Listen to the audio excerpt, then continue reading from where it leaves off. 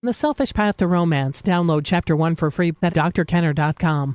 And right now, I want to welcome Heather to the show. Heather, you're having some difficulty with your parents? Hi, yeah. Yeah, tell me what's going on.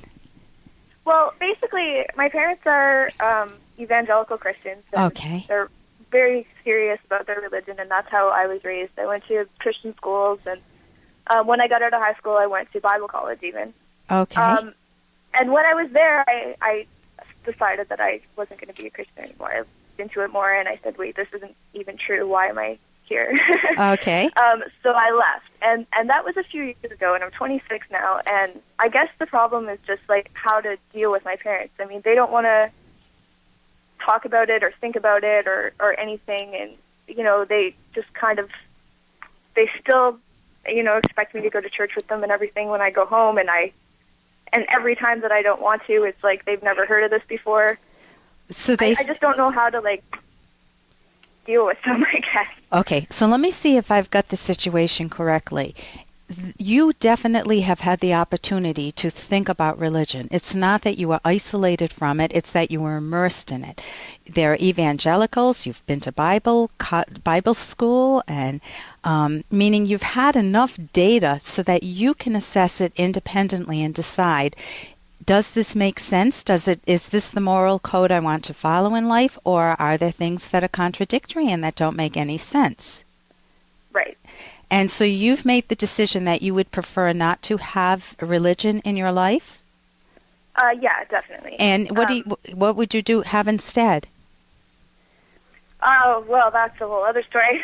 Okay. After I left there, I went and I got a philosophy degree at a university, and that didn't really help much either. Like, it just took me about 5 years to figure out what I actually was going to do and figure out an actually rational philosophy that actually, you know, describes the world as it actually is, and to be happy with and find a rational morality, I guess.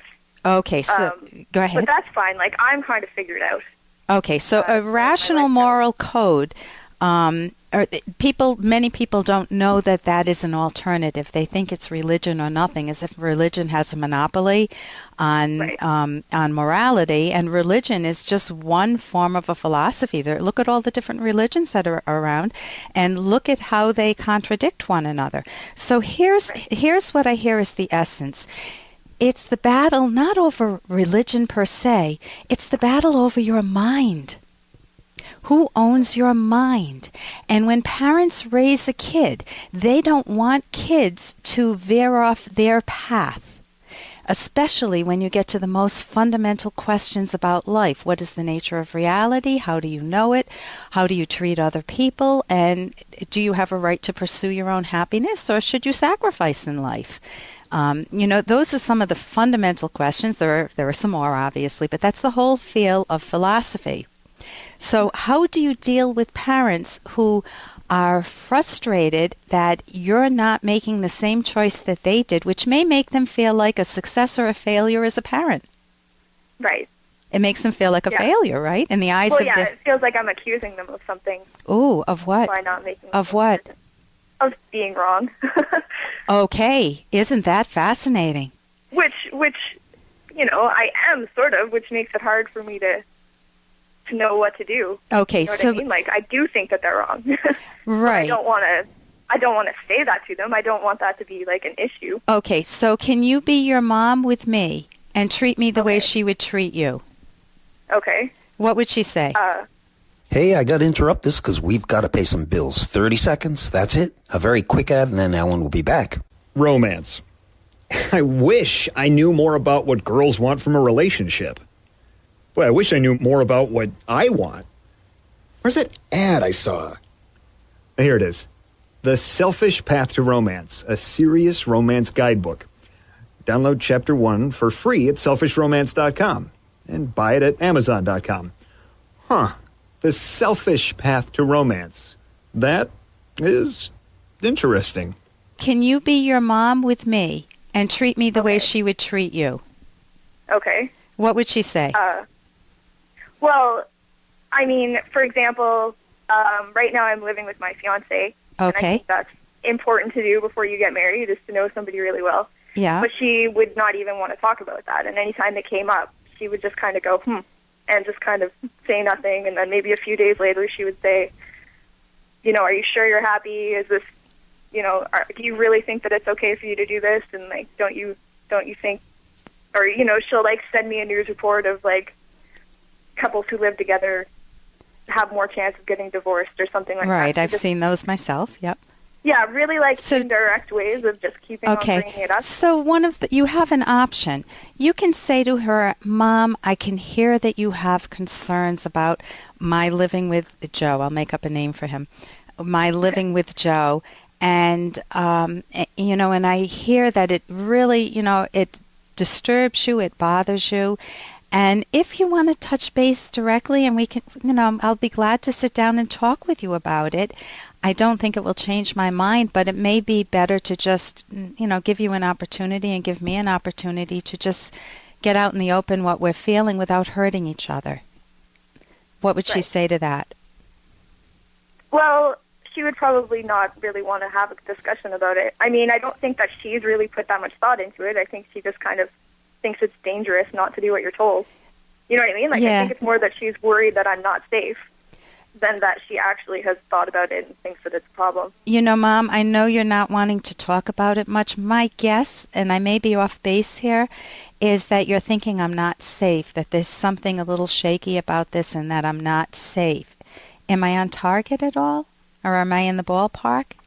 What might she say? Well, yeah, that's probably about what she would think. Okay, but then what would she say back to me? Well, yeah, there are these guidelines in place for a reason, and if you don't do them, then you're asking for trouble. Mom, the guidelines, if you want to talk about them, I think there's a whole continuum, a whole range of possibilities.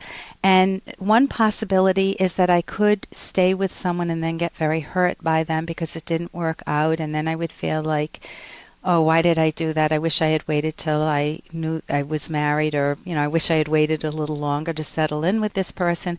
At the other end of the range are examples of people who get to know each other really well and end up being together, and they have a very happy life together. And I don't think it's just one-dimensional, Mom. I think that there are many possible outcomes. And I'm hoping sometime you let your mind go to the more positive outcomes that could come from this. Mm-hmm. So it's giving her a way to stretch her own thinking if she wants to, but just letting her know that there are other possibilities. It's not just a done deal that there's going to be a negative outcome. In terms of the religion part, how do you think she might, give me a quick example of what she might say if she hears that I'm not going to church, for example, or temple, whatever it is? Well, I guess the way that it would work, or has worked, is if I'm staying at her house. Otherwise, then. And she would say what? But if I'm staying over, right? She would say what to you? She would just leave it until the very last possible minute and just assume the entire time that I am going to go. Yeah. And then eventually make me say that I'm not going. Yeah. And then say, and just leave and be mad at me. Yeah. Not really. You know what, Mom? Okay, so here's what I might do, Heather.